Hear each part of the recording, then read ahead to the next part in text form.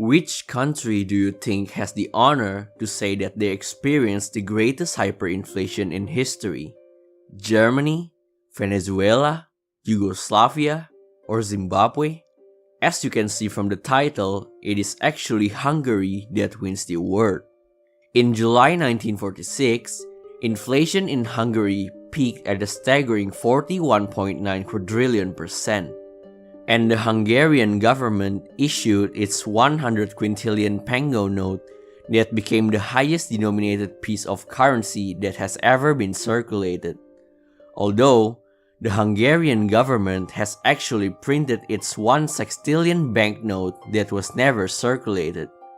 Now, when I first researched about this topic, there are actually several strange things that caught my eye. First of all, how did a gigantic hyperinflation like this could happen in the first place? The hyperinflation was so out of control that prices doubled every 15 hours. This meant if you woke up at 6 a.m. today, by 9 p.m., the prices of goods have already doubled, and this happens every single day. But the fact that Hungary achieved long-lasting economic stability after the short period of hyperinflation can be considered an economic miracle. I mean, 41.9 quadrillion % inflation rate in a single month is no joke at all. But Hungary's stabilization plan worked even better than what the Germans did, and it succeeded in bringing economic stability. So, in this video, we're going to explore two main questions about the worst hyperinflation in history. Number 1.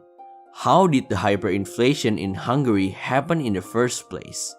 And number 2, how did Hungary recover so fast from this catastrophic hyperinflation? In order to answer all of the questions above, we need to look a little bit of the history of Hungary. It is important to note that Hungary's gigantic hyperinflation in 1946 is actually not its first one. From 1919 to 1924, Hungary also experienced major hyperinflation due to political instability and mistrust of banks by the general public. Not to mention that Hungary lost most of its territory and had to pay huge amounts of war reparations because it was on the losing side in World War I. So, like the Germans, Hungary also printed money in order to make up for the reduced tax revenue, which led to hyperinflation. Hungary's currency koruna experienced hyperinflation at the rate of 98% per month in 1923. The koruna was replaced by a new currency called pango. Fast forward to 1945, World War II has just ended, and again, Hungary was on the losing side. This time, Hungary was a major battlefield, with the siege of Budapest effectively destroying Hungary's capital city with hundreds of thousands of both soldiers and civilian casualties. Most of its industrial capacity was severely damaged, and transportation becomes difficult because most of the rail lines had been destroyed.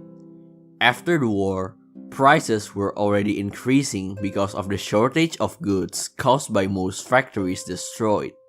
Tax revenue was very low, and Hungary had to pay a huge amount of war reparations for the second time. With no other choice, the government began to print money. And this might be a controversial statement, but when a country has no income and have lots of obligations, printing money is probably the only thing that they can do to stimulate the economy.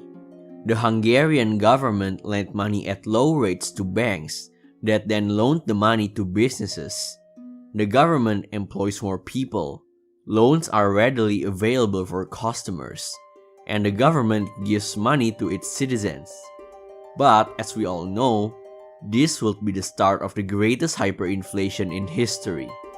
You see, hyperinflation is caused by an extreme increase in the supply of money. This can occur if the government or the central bank of a nation regularly issues more money.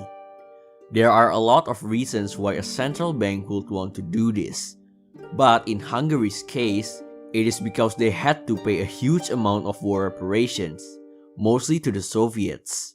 This huge expenditure led to a severe fiscal deficit, which simply means that the government spending is way higher than the income it generated. In 1945, it is estimated that 25% to 50% of all public spending in Hungary was used to pay for war reparations. You can say that inflation is like a form of hidden taxation, in which the government gains at the expense of those who hold the money while its value is declining. The Hungarian government uses this money to pay for war reparations and other expenses. As the value of money decreases, the government prints more money so that they can still pay for those expenses. This created a cycle of hyperinflation, and when the Hungarian population experienced a massive increase in price, they'll spend more because why not? Prices were going to increase anyway, so let's buy things before it gets even more expensive. And all hell breaks loose. Prices grew at the rate of 150,000% per day at its peak.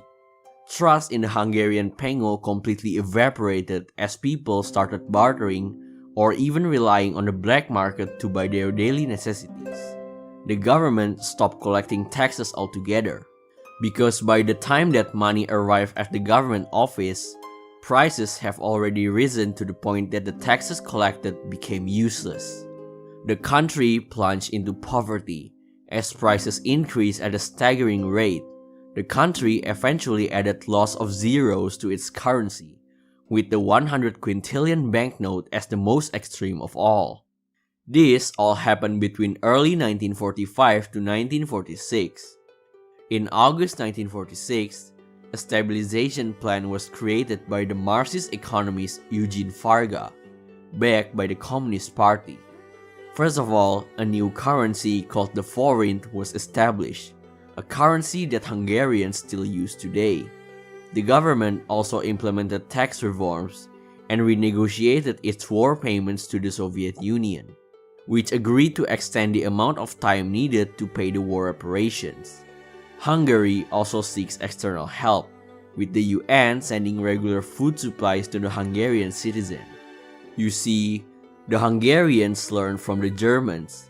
Not only they created a new currency, aka monetary reform, but they also drastically cut their spending and tried to bring the government budget into balance, aka fiscal reform.